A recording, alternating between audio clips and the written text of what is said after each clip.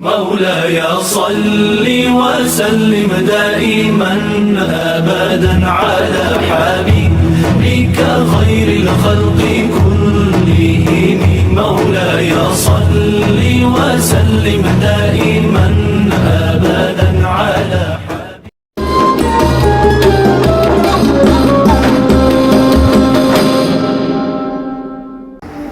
aktivitasnya ada dua.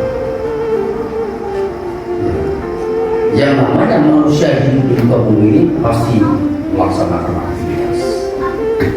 Kalau tidak melaksanakan aktivitas artinya sakit. Ya, misalnya contoh Samson sakit gigi, bisakah dia jual foto salah? Hah? Sakit gigi, bisa tak? Hah? Bisa atau tidak? Nggak bisa dia. Bisa, kan itu ya. Itu. Nah, jadi kalau begitu kesimpulannya manusia ini bisa melaksanakan aktivitas jika kapan manusia ini sehat. Kalau sakit, bagaimana?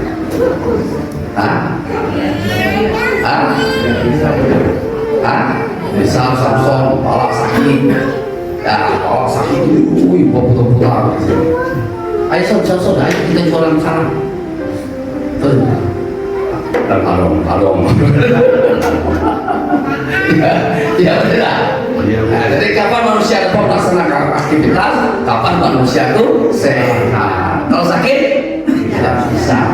Kan itu, ya. Jadi di dalam aktivitas manusia ini, ya, melaksanakan aktivitas hidup di muka bumi, manusia ini melaksanakan aktivitas hidup di muka bumi ini ada dua. Dua dipilih, dua di antara satu. Yang memilihnya kita ini yang memilih. Yang mana yang kita pilih? Yang pertama, melaksanakan aktivitas hidup di muka bumi ini, melaksanakan perintah Tuhan. Yang kedua, melaksanakan aktivitas hidup di muka bumi ini tidak melaksanakan perintah Tuhan. Jadi ada dua. Yang melaksanakan perintah Tuhan itulah yang disebut orang beriman. Tidak melaksanakan perintah Tuhan itulah disebut orang kafir.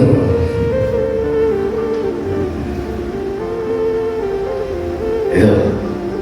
Mana pekerjaan dan perbuatan orang beriman melaksanakan perintah Tuhan, yaitu berbuat kebaikan, baik kebaikan kepada dirinya sendiri, baik pun kebaikan kepada keluarga kaum kerabatnya, baik pun kepada bangsa dan negaranya. Itu. Sekarang tadi ya, tidak melaksanakan perintah kan orang kafir, kan itu. Pekerjaan dan perbuatannya apa? Ya, kejahatan. Baik kejahatan kepada dirinya sendiri, kepada anggota keluarganya, dan kepada bangsa dan negara. Ini kerjanya orang kafir. Maka hasilnya pekerjaan orang kafir itu apa? Ya kerusakan. Kerusakan itu apa? Ya dosa. Jelas tuh? Jelas atau tidak? Jelas atau tidak nih? Nah, jadi sekarang pilihannya ada murid. Mana yang mau murid nih? Murid ini mau mana? Ya, apa orang beriman melaksanakan perintah Tuhan sehingga ya mendapat kemuliaan setinggi di sisi Tuhan, atau ini tidak melaksanakan perintah Tuhan, melakukan kejahatan, berbuat dosa, masuk neraka jahanam berulang. Pilihan itu ada beberapa. Sebab yang berbuat, yang melakukannya, ya itu mau di sini. Mau yang mana?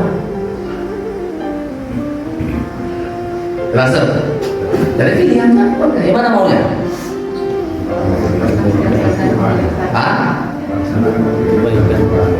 Bagaimana berarti itu? Ya kan?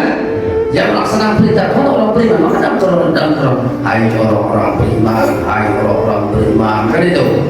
Jelas kan? Nah, di situ ada nggak penjelasan orang beriman bagi orang kaya? Ada nggak? Enggak. Ah? Tidak Buya. Ada apa tidak? Tidak Buya. Adakah orang beriman bagi orang miskin? Tidak. Ah? Tidak Buya. Tidak Buya. Hah? Tidak kan? Adakah orang beriman itu bagi para pedagang? Hah? Adakah orang beriman bagi orang melarat? Adakah orang beriman bagi perempuan? Tidak ada. Bagi laki tidak ada. Berarti seluruh manusia tidak peduli baik laki-laki maupun perempuan. Kan itu? Kita tahu. Hah? Jadi orang beriman inilah yang melaksanakan perintah Tuhan. Kalau tidak beriman tidak melaksanakan perintah Tuhan. Ada itu. Tapi sini ada tidak penjelasan. Yang beriman bagi orang kaya tidak ada. Yang beriman bagi orang melarat juga tidak ada. Kan itu. Yang beriman bagi orang kaya tidak ada. Yang beriman ya beriman. Siapapun manusia artinya bisa beriman, pasti bisa melaksanakan perintah Tuhan. Itulah keadilan Tuhan. Ada itu. Ada tidak Tuhan kalau seperti itu? Ada tidak? Ada atau tidak? Ada Buya. Nah, kan itu. Kan kita sebut Tuhan Maha Adil, Maha Adil. Mana keadilan Tuhan kalau begitu? Nah, ini penjelasan Buya. Ada tak beriman bagi ustaz? Orang pondok pesantren ada tak? Tidak ada. Kesimpulannya artinya orang beriman itu, bukan? Kesimpulannya manusia itu bisa semua beriman. Nah, itu kalau dia mau. Kalau tidak mau tidak bisa. Jelas Jelas tidak ya? Jadi kita harus paham ya. Di situ juga tidak ada penjelasan. Orang kafir itu tidak ada. Orang kafir itu bagi orang kaya juga tidak ada. Bagi orang miskin ada. Hah? Tidak ada. Bagi pejabat juga tidak ada. Berarti manusia bisa semuanya kafir dan juga bisa yang beriman. Kan itu. Jadi pilihan itu ada kepada kita ini. Mau yang bagaimana you mau yang mana? Beriman ya? Nah itu. Orang beriman itu yang mana Bu ya? Yaitu orang yang melaksanakan taubat. Itu orang beriman. Kalau ya orang beriman tidak melaksanakan taubat tidak bisa, karena itu jalannya atau aturannya atau hukumnya itu. Kalau mau beriman bertobat. Jelas? Adakah orang beriman tidak bertobat? Maka di surat Al-Ahzab 8 jelas ya ayyuhalladzina amanu tubu ilallahi taubatan nasuha. Itu sudah. Hai orang-orang beriman, bertobatlah kamu seperti taubatnya si nasuha. Kan itu? Itu jelas itu. Jelas ya? Jadi kalau orang tidak beriman berarti tidak bertobat. Makanya kalau kita bertobat tidak mau melakukan perbuatan dosa lagi, artinya kita harus melaksanakan perintah Tuhan keseluruhannya. Kan itu? Jelas? Nah, bagaimana Bu ya agar kami dapat melaksanakan perintah Tuhan keseluruhannya? Apa jalannya Bu ya? Tidak ada jalan lain, harus kembali kepada Tuhan dengan sempurna, dengan maha sempurna. Itu jadi kita harus kembali ke Tuhan dengan sempurna, dengan maha sempurna. Bagaimana untuk dapat kembali kepada Tuhan dengan sempurna, dengan maha sempurna?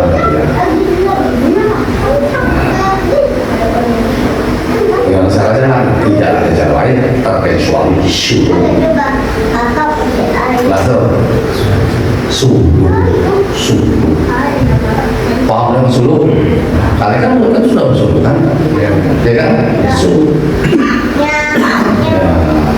Apa suluh? Mensucikan diri dari segala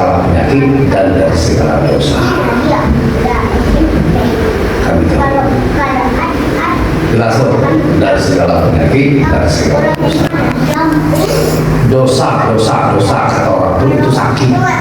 Setiap sakit ada penyakit, kan itu jelas tuh. Nah, sakitnya ada dua, ada sakit rohani, ada sakit jasad.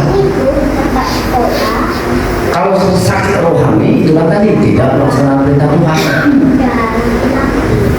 Jelas tuh. Ini sakit rohani kita. Ya.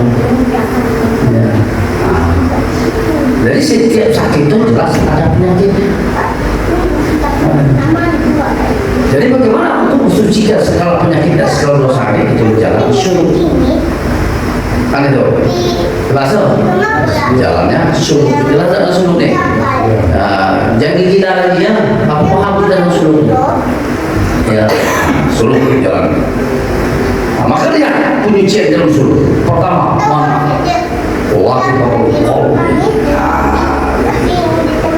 Dilatih protokol itu di sini loh tempat bersarangnya penyakit diri. Ya. Apa penyakit diri? Ya, hawa, nafsu, egois. Itulah penyakit diri manusia. Dilatih protokol itu hawa, nafsu, egois. Sehingga manusia tidak melaksanakan perintah Tuhan dan berbuat dosa semata. Kesimpulannya, kalau ada hawa nafsu, ada penyakit hawa nafsu punya setan iblis, mustahil kalian dapat melaksanakan perintah. Mustahil. Paham tuh? Jelas tuh? Jelas tak? Jadi penyakit itu harus kita bersihkan dulu. Dosa itu kalau pertama kita dalam suluk nih, jelas tak? Ada tuh di latih di situ tempat persaraan penyakit ini, yaitu pertama rasul bahir, membuat manusia tidak dapat melaksanakan perintah Tuhan dan berbuat dosa semata-mata.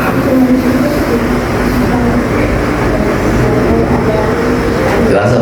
Jadi kesimpulan, kalau masih ada penyakit tambah rasul bahir, jadi manusia tidak dapat melaksanakan perintah Tuhan dan perbuatannya dosa semata-mata. Seperti itu. Terus selanjutnya di mana? Di ladang itu sir dua jari di atas susu kiri. Disitulah tempat bersarangnya penyakit manusia, penyakit tamak, rakus dan bahir. Adanya penyakit tamak dan rakus bahir, itulah manusia tidak melaksanakan perintah Tuhan. Jadi berbuat apa? Dosa semata-mata.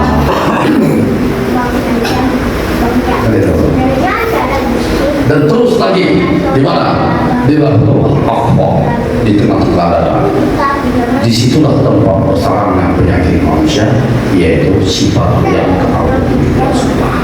Adanya penyakit yang kealpaan, itulah mengakibatkan manusia tidak dapat melaksanakan perintah Tuhan.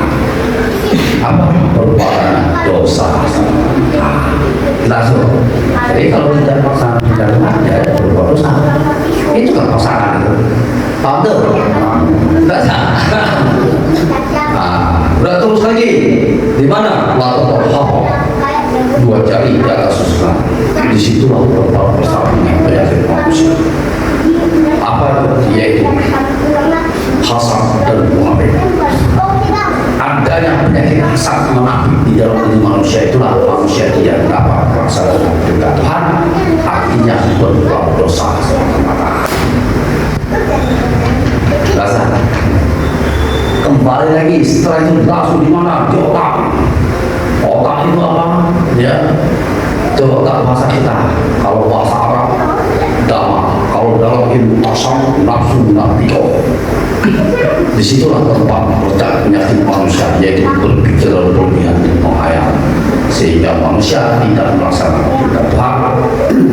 Nah, jadi berbuat dosa semata-mata. Jelas tuh? Sudah tuh mana?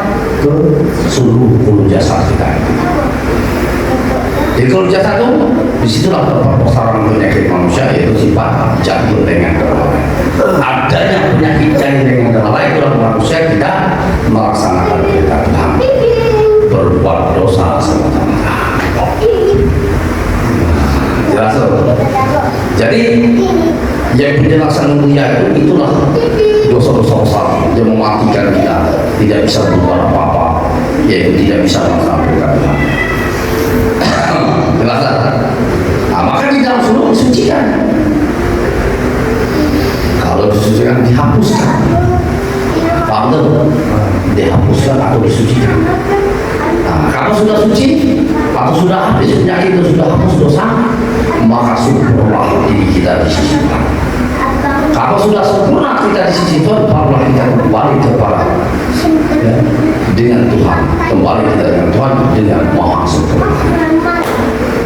Jadi kembali kepada kalian sumber dan maksudnya menyatu kembali kita kepada Tuhan itu dengan sempurna. Baru kita mendapat keputusan.